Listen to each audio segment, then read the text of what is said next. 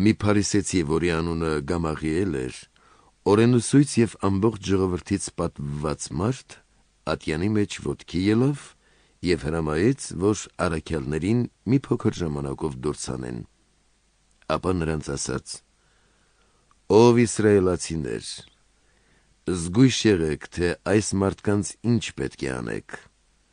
Այս օրերից առաջ մեջտեղ ելավ Թևդասը, որն իր մասին ասում էր, թե ինքը երևելի մեկն է,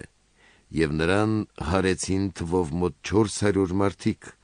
նա սպանվեց, և բոլոր նրանք, որ նրա հետ միաբանել էին, բաժան-բաժան եղան, ու նրանցից ոչինչ չմնաց։ Դրանից հետո մարդահամարի օրերին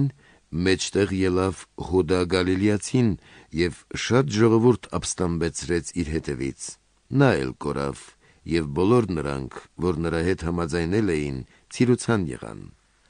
Արդ այժմ ասում եմ ձեզ. հեռու մնացեք այդ մարդկանցից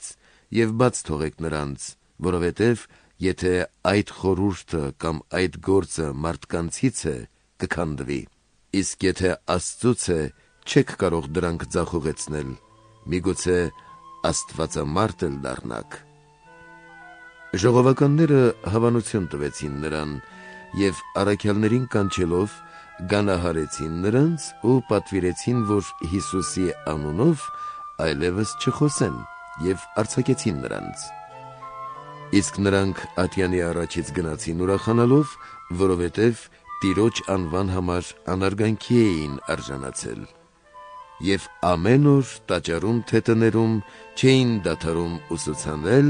և ավետարանել Հիսուս Քրիստոսին։